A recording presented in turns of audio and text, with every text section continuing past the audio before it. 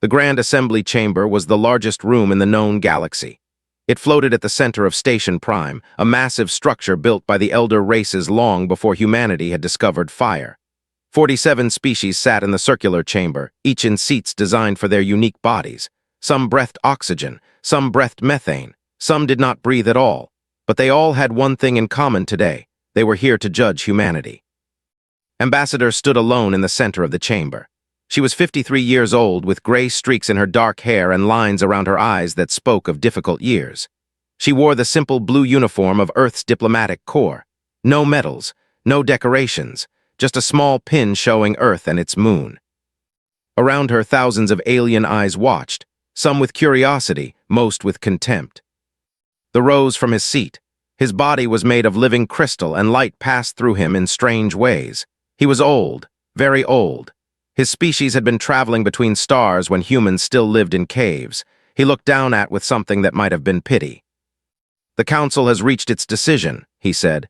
His voice was like wind chimes in a storm. "Humanity is expelled from the Galactic Concordat, effective immediately."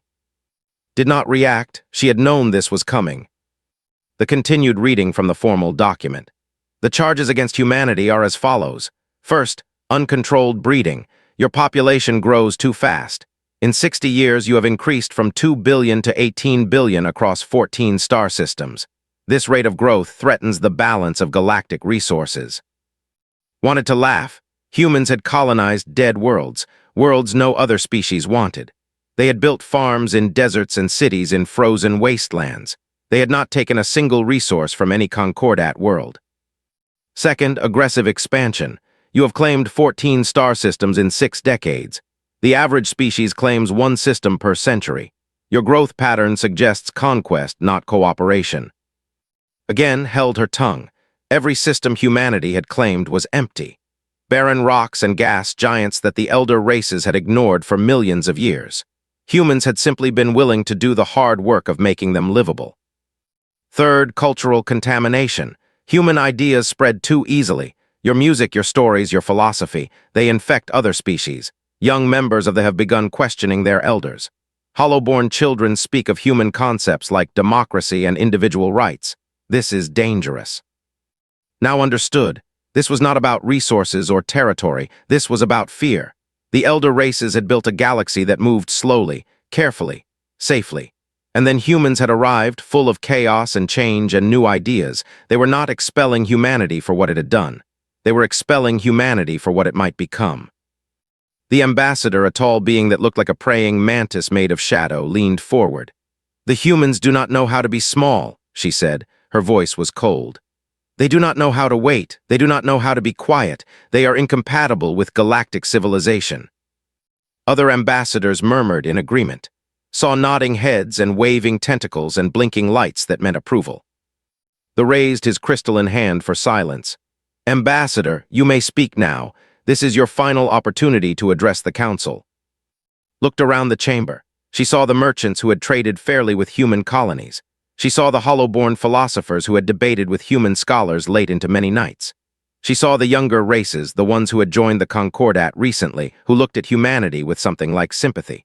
But she also saw the elder races, the ones with the power, and in their eyes she saw that nothing she could say would change their minds. So she smiled. The expression confused the aliens. Their translator devices could not quite explain what it meant. It was not a smile of happiness. It was not a smile of surrender. It was something else entirely. "We understand," said. Her voice was calm, steady. "We will leave your Concordat. We will withdraw from your space. We will take our colonies and our ships and our chaos, and we will go somewhere else." She paused. The chamber was completely silent. "But I want you to remember this moment," she continued. "Remember that you had a choice. You could have accepted us. You could have worked with us. You could have helped shape what humanity becomes. Instead, you chose fear. You chose to push us away into the dark." The ambassador made a sound like grinding metal. "Is that a threat?" "No," said. "It is simply the truth. You do not know what we will become out there alone with no one to slow us down. Maybe we will fade away and die. Maybe we will become something wonderful. Maybe we will become something terrible. You will not know because you chose not to be there." She turned and began walking toward the exit. "Ambassador," they called out, You are not dismissed. Stopped but did not turn around. You expelled us from the Concordat. That means your rules no longer apply to me. Goodbye, thank you for the lesson. She walked out of the chamber. The doors closed behind her. Within 1 week, every human ship in Concordat space began moving toward the border. Within 1 month, every human colony had been evacuated. The colonists took everything they could carry. They left behind empty buildings and cleared fields and messages written on walls in 100 human languages. The most common message was simple, just 4 words. See you around, friends. The Concordat watched humanity disappear beyond the Veil Nebula into a region of space that their surveys had marked as worthless. No habitable planets, no useful resources, just empty rocks and dying stars. The elder races relaxed. The problem had solved itself. Humanity would struggle in that barren place. They would fight among themselves. They would slowly die out, as young species often did. The Galactic Concordat returned to its ancient routines. Treaties were signed. Borders were drawn. Time passed slowly, as it always had. And beyond the veil, in the darkness they had been banished to, 18 billion humans began to build. 50 years passed in the Galactic Concordat. For the elder races, this was nothing, a blink of an eye. They had ruled for 3,000 years. The Queen had watched 100 generations of shorter-lived species come and go. 50 years was barely worth noticing. But strange things were happening at the edge of their space. Captain of the Merchant Guild was the first to report something unusual. His ship, the Wandering Prophet, had traveled the trade routes along the Veil Nebula for 20 years. He knew every asteroid, every dust cloud, every patch of empty space. He could navigate the region with his eyes closed. So when his sensors showed something that should not exist, he paid attention. That star was not there yesterday, he told his first officer. They both stared at the navigation display. A bright point of light shone in a region that had always been empty. Not a ship, not a station, a star, an entire star that had appeared from nowhere. Maybe the charts are wrong, his first officer suggested. Shook his head. I have traveled this route for 2 decades. There was no star there. There was nothing there. He reported his findings to the Merchant Guild. They told him he was mistaken. Stars do not simply appear. He must have made a navigation error. Perhaps his sensors were damaged. But other reports soon followed. Ships traveling near the Veil spoke of strange readings. Energy signatures that did not match any known technology. Objects moving faster than light should allow. Shadows on sensors that disappeared when you looked directly at them. Then the listening posts went silent. They had placed dozens of surveillance stations along the border with human space. They had watched humanity's retreat 50 years ago. They had continued watching ever since, waiting for signs that the humans were dying out as expected. One by one, the stations stopped sending reports. The Queen ordered a recovery mission. 3 ships traveled to the nearest silent station. What they found confused everyone. The station was intact. Every system was working. The crew was alive and healthy, but they could not remember the last 6 months. Their memory cores had been completely erased. Decades of surveillance data simply gone. What happened to you? The recovery team asked. The station commander could only shake his head. I do not know. I remember watching the border. I remember seeing something on the sensors, something large. And then I woke up this morning and you were here. Something large, the team leader pressed. What did you see? I cannot remember, the commander said. His eyes were troubled. But I remember feeling afraid. I remember feeling very small. The High Council convened an emergency session. The older now, cracks forming in his crystalline body, demanded answers.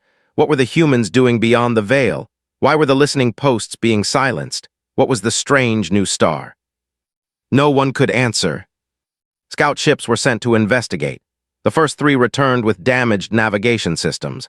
Their crews spoke in confused voices about vast structures glimpsed at the edge of sensor range. Shapes that were too big to be ships. Shapes that moved in ways that violated known physics. We could not get close, one scout captain reported. Every time we tried, our systems failed. It was like the space itself was pushing us away. The 4th scout ship did not return at all. For 3 days, the Concordat waited for news. Then a single transmission arrived. The scout ship's recorder had sent one final message before going dark. The message contained only words, no images. The captain's voice was shaking. "You've built something we do not understand. There are structures around every planet. The dead worlds are not dead anymore. I can see lights, cities, billions of lights, and there is something else, something at the center of the system. It is not a ship. It is not a station. I think they built it around a star. They built something around an entire star. I do not know what it does, but it is looking at me. I can feel it looking at me. They know we are here. They have always known we are." The transmission ended. Fear spread through the Concordat like a disease. The elder races had spent 12,000 years building their civilization. They had advanced slowly, carefully, safely. Technology was developed over centuries. Change was measured and controlled. What had humanity done in 50 years? The merchant was interviewed by Concordat Intelligence. They asked him about the humans he had traded with decades ago. What were they like? What did they want? What might they become? Thought for a long moment before answering. "They were always building things," he said. "Even when they were poor and struggling, even when they had nothing, they were always making something new. They never stopped. They could not stop. It was like breathing to them." "Building what?" the intelligence officer asked. "Everything," replied. "Anything. I do not think it mattered what they built. What mattered was the building itself. They needed to create. They needed to grow. They needed to become more than they were." He paused, and when he spoke again, his voice was quiet. "We told them to be small. We told them to stop growing. But humans cannot be small. They do not know how. And now they have had 50 years alone in the dark with nothing to do but build." He looked at the intelligence officer with something like pity. "What did we think was going to happen?" The Concordat had no answer. They could only watch the border and wait. And deep within the veil, hidden from all sensors, humanity continued its work. The merchant ship Endless Fortune was dying. Its engines had failed near the veil border. Its distress signal pulsed into the void. Captain, a trader with 30 years of experience, knew the truth. No Concordat vessel was close enough to save them. His crew of 12 looked at him with frightened eyes. They had enough air for 2 days, enough food for 1 week. But without engines, they would drift forever. They would become another ghost ship in the endless dark. "Should we send a message to our families?" his first officer asked. Nodded slowly. "Yes, tell them we love them. Tell them we died doing what we loved." But before he could open the communications channel, something happened. The ship's sensors screamed warnings. A massive energy spike. Something was approaching, something impossibly fast. Looked at the display and felt his mind trying to reject what he was seeing. A ship had appeared next to them. Not approaching. Not arriving. It was simply there as if it had always been there. It was the largest vessel had ever seen. It made Concordat battleships look like children's toys. But it was beautiful, graceful curves, glowing lights that pulsed like a heartbeat. It looked less like a machine and more like a living thing. "They found us," his first officer whispered.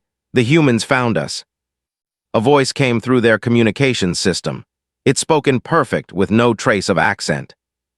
"Merchant vessel Endless Fortune, we detected your distress signal. Do you require assistance?" His mouth was dry. Yes, we require assistance. Our engines have failed. We are drifting." "Understood. We are sending a repair team. Please do not be alarmed." A light appeared on the Endless Fortune's hull. Not a docking tube, not a shuttle, just light. And then 3 figures were standing in the cargo hold. They were human, or they had been human once.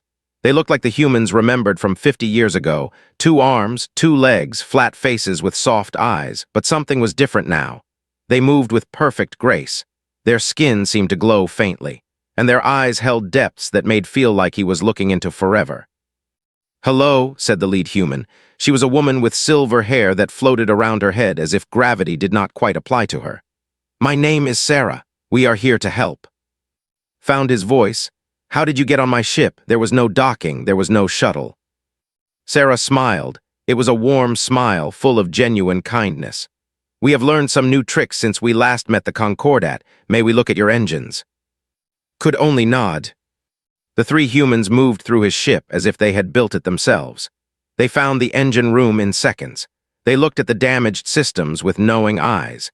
Then Sarah reached into her pocket and pulled out a small device that looked like a crystal ball filled with liquid light. She placed it against the engine. The light flowed out of the device and into the machinery, watched in amazement as damaged parts simply healed. Metal that had been twisted and broken became smooth and new. Within an hour, his engines were working better than they had in years. "That should keep you running," Sarah said. "We added some improvements. Your fuel efficiency should be about 3 times better now." Struggled to understand. "Why are you helping us? We are Concordat. We are the ones who expelled you." Sarah tilted her head. The gesture was very human. "You were there at the expulsion." "No," admitted. "I was a child then, but my government supported it. My species voted against you." "Ah," Sarah said. She did not seem angry. She did not seem bitter. She seemed simply curious. "Tell me, Captain, did you personally vote against us?" "I was a child," repeated. "Then why would we blame you for the actions of others?" Sarah asked. "You needed help. We were here. That is enough." She turned to leave but caught her arm. Her skin was warm, warmer than human skin should be. "Wait," he said. "I have to know, what have you become? What have you built out there in the dark? The Concordat is afraid. They think you are going to attack us." Sarah laughed. It was a real laugh, full of genuine amusement. "Attack you?" she said.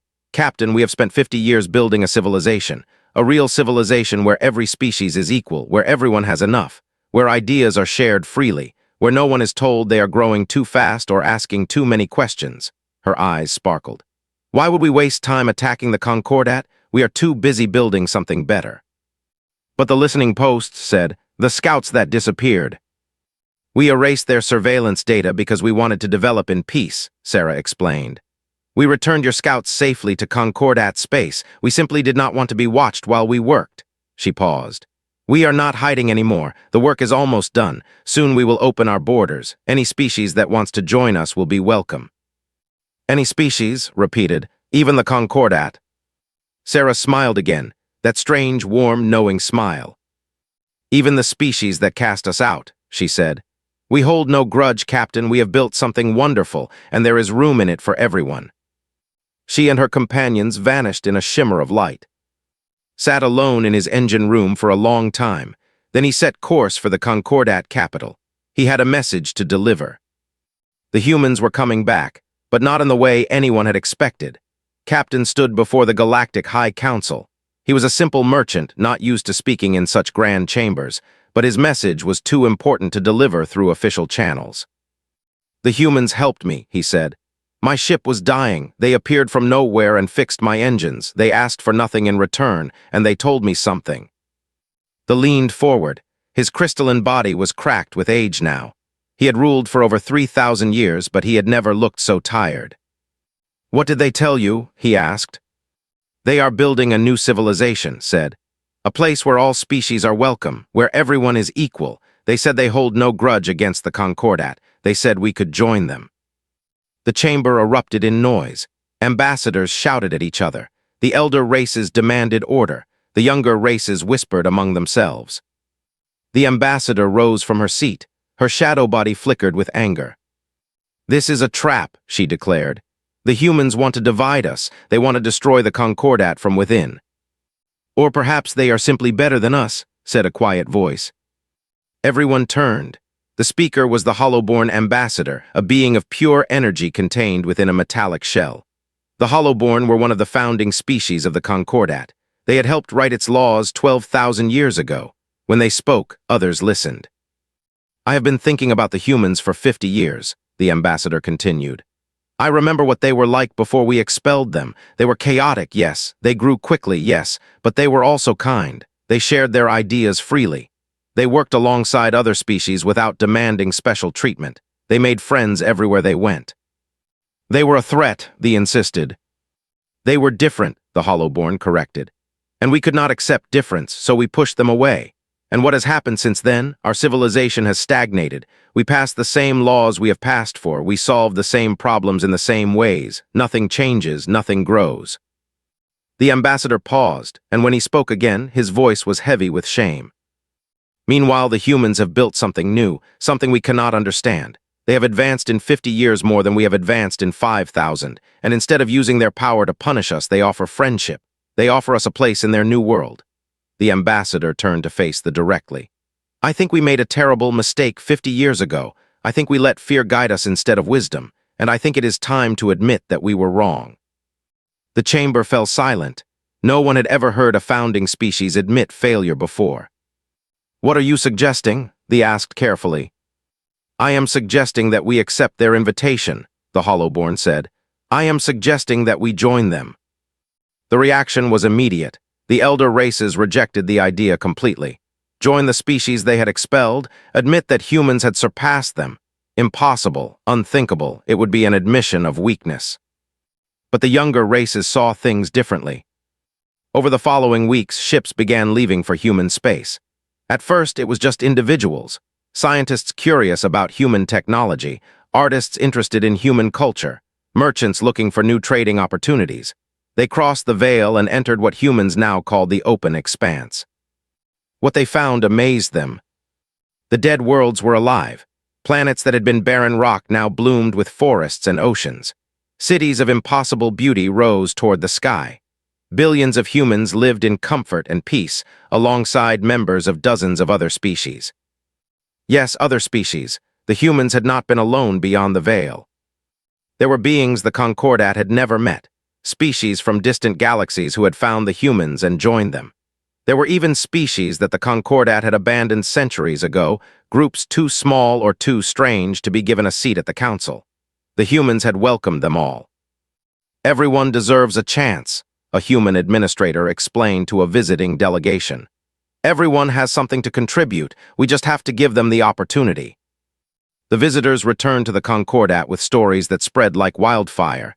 The humans had cured diseases that Concordat medicine considered incurable. They had solved hunger. They had ended poverty.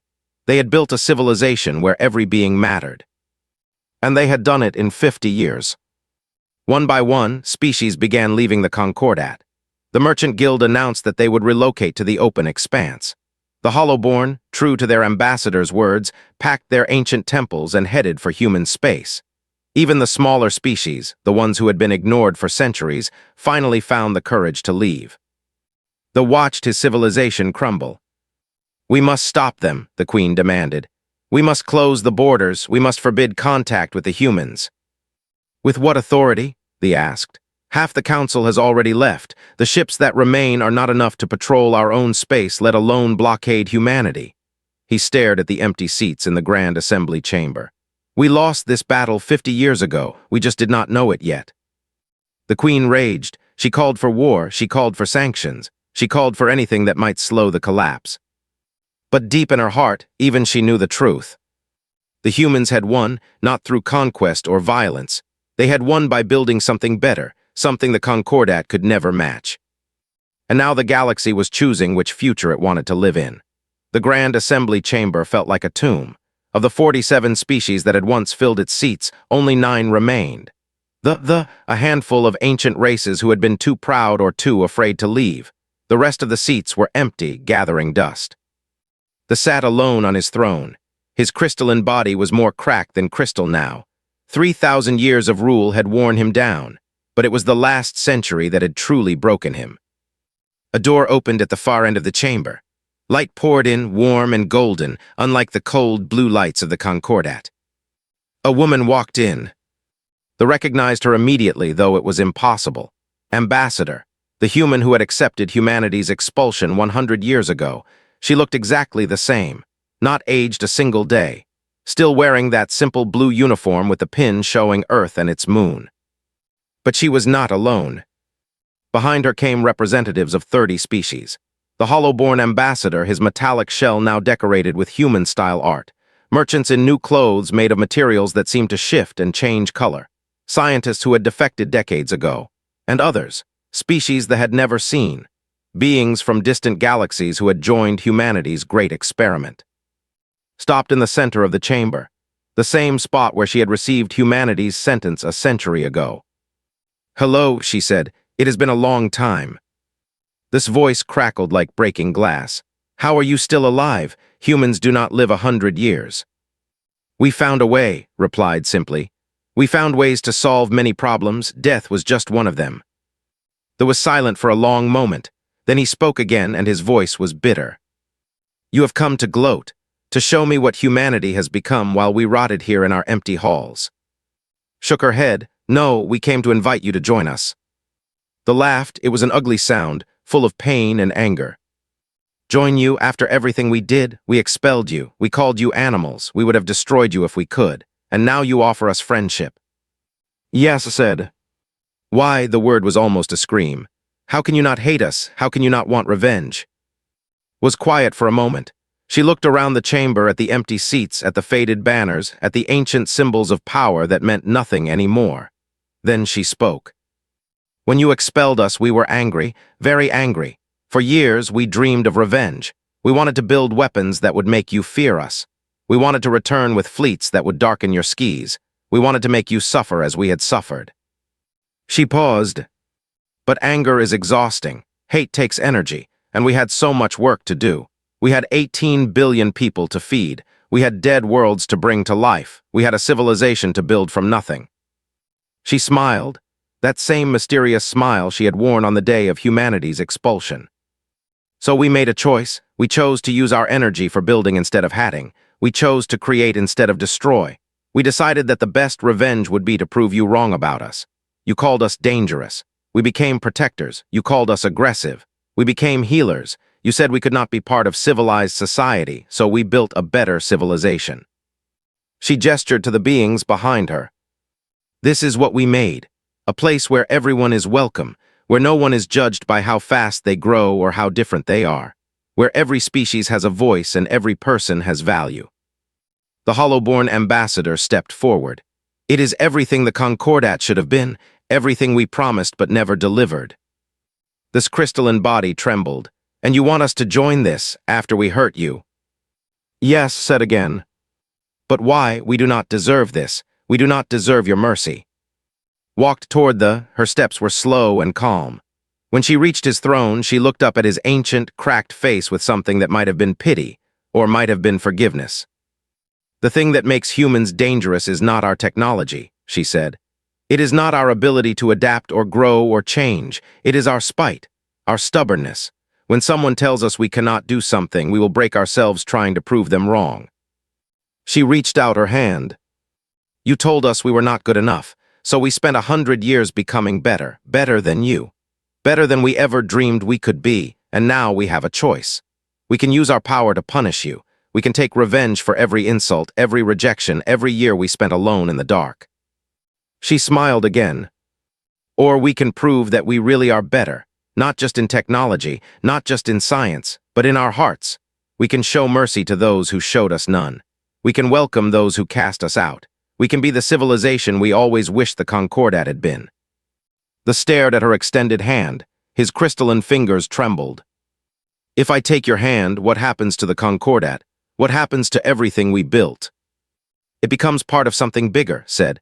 Something better. You do not have to rule anymore. You do not have to carry the weight of the galaxy on your shoulders. You can just live, learn, grow like everyone else.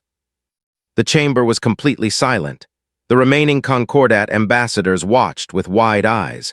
This was the moment that would define the future of their species. The looked its hand for a long time. He thought about 3,000 years of rule. He thought about the fear that had driven them to expel humanity. He thought about everything he had lost. Then slowly, his crystalline fingers reached out and took her hand. I am sorry, he whispered.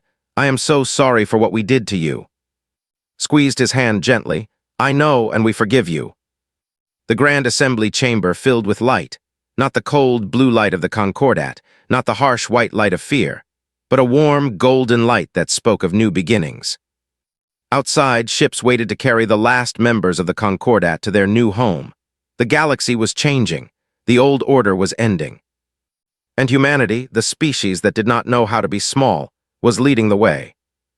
Not as conquerors, not as rulers, but as builders, as healers, as the ones who had learned that the best revenge was simply to become better. The stars themselves seemed to shine brighter that day. And somewhere in the heart of human space, 18 billion people looked up at those stars and smiled. They had proven everyone wrong.